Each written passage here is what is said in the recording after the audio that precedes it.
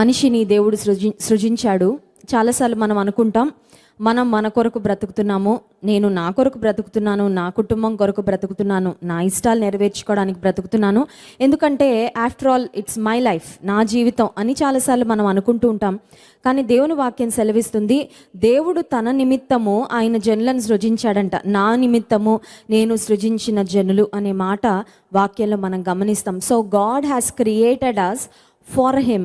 ఆయన కొరకు దేవుడు మనల్ని సృజించాడు. సో ఆయన కొరకు సృజించాడంటే ఆయనకు ఉద్దేశాలు ఉన్నాయి, ఆయనకు సంకల్పాలు ఉన్నాయి. కనుక దేవునితో సంబంధం లేకుండా బ్రతికే ఏ జీవితమైనా ఒక రకమైన వాక్యూమ్తో, ఒక రకమైన ఎంప్టీనెస్తో, ఖాళీతో ఉండే బ్రతికే కానీ సమృద్ధి అయిన జీవితం ఖచ్చితంగా కాదు. ఎందుకంటే సృజించిన సృష్టికర్త అయిన దేవునితో మనకు సంబంధం లేకుండా, సృష్టికర్త అయిన దేవునితో మనం ఒక చక్కని సహవాసాన్ని కలిగి లేకుండా మన ఇష్టానుసారంగా మనం బ్రతుకుతున్నప్పుడు ఏదో బ్రతుకుతున్నామంటే బ్రతుకుతున్నాం అన్నట్లుగా జీవితం ఉంటుంది, కానీ సంపూర్ణత, పరిపూర్ణమైన ఆశీర్వాదం మాత్రం ఖచ్చితంగా ఉండదు.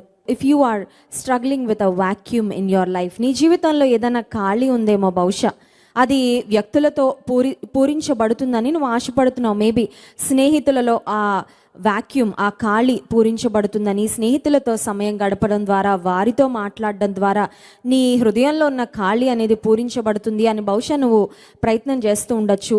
లేదా నువ్వు అనుకుంటూ ఉండొచ్చు, నీ జీవితంలో కొన్ని రకాలైన ఎంటర్టైన్మెంట్ షోస్ చూడడం ద్వారా, లేకపోతే ఇంటర్నెట్లో సోషల్ మీడియాలో ఉన్న కొన్ని కార్యక్రమాలు చూడడం ద్వారా, కొంతమంది నటించిన నటనలు, సినిమాలు, సీరియల్స్, వీటిని చూడడం ద్వారా నా హృదయంలో ఉన్న ఖాళీ పూరించబడుతుంది అని నువ్వు అనుకుంటున్నావేమో. కానీ నిజానికి నువ్వు గుర్తించాలి, నీ జీవితంలో ఉన్న ఖాళీ పూరించబడాలంటే only God can fill that vacuum. నీ హృదయంలో ఉన్న ఖాళీని, నీ జీవితంలో ఉన్న ఖాళీని పూరించగలిగినది దేవాది దేవుడు ఒక్కడే. God can fill the vacuum in your life. నీ హృదయంలో ఉన్న ఖాళీని పూరించగలిగిన వాడు దేవుడే. నా ఖాళీ జీవితము నింపబడాలని కోరుకుంటున్నాను. I want to be filled. నేను ఎక్కడ ఫిల్ చేయబడగలనండి? నాకు రీఫిల్ ఎక్కడ దొరుకుతుంది? చూడండి, ఫోన్లో ఛార్జింగ్ అయిపోగానే మళ్ళీ మనం ఛార్జ్ చేసుకుంటూ ఉంటాం. ఫోన్లో బ్యాలెన్స్ అయిపోతే రీఛార్జ్ చేయించుకుంటూ ఉంటాం.